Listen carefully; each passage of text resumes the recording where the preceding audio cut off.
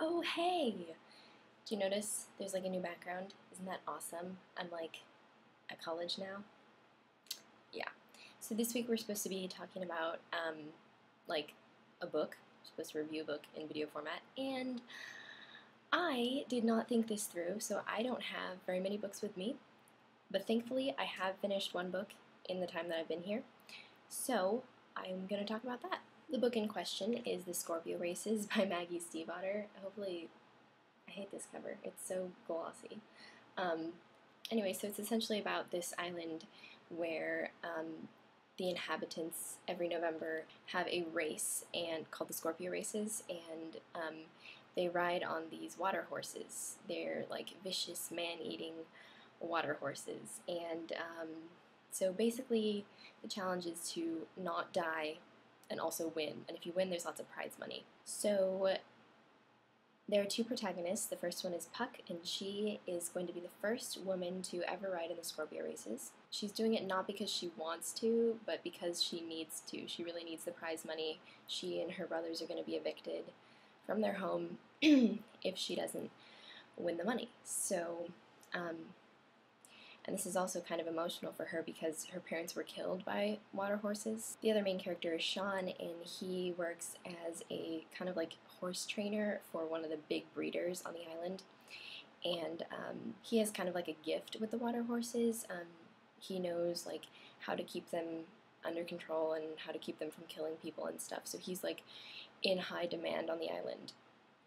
And he wants to win this race. He's already won 4 times, I think, but he wants to win this one because if he can win this one, he'll have enough money to buy the horse that he really loves. Okay, that's what the book is about. My thoughts. I have mixed feelings about this book. I did love the writing. I mean, Maggie Steifvater, like, really, come on. The writing's gorgeous. I really liked the theme of the book and the water horses. I did feel like the mythology was a little bit underdeveloped. We didn't really find out really why people do the riding of the horses, why the Scorpio races came about. It's just something that's always been there, and I would have liked to kind of find out a little bit more about it.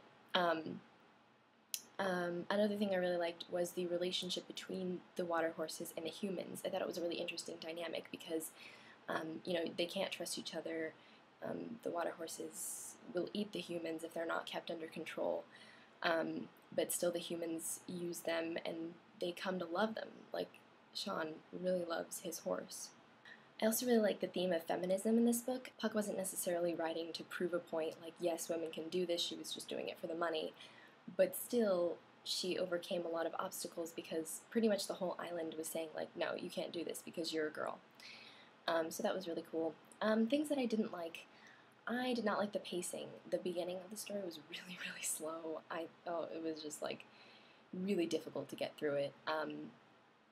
It really picks up in, like, the last 50 pages, and then you're like, yeah, but other than that, it's just really languid. And that's kind of all I have to say. I really did enjoy it overall, but I think the pacing was just like something that I couldn't get over. Like, it usually takes me like 2 days tops to read a book. This book took me a week.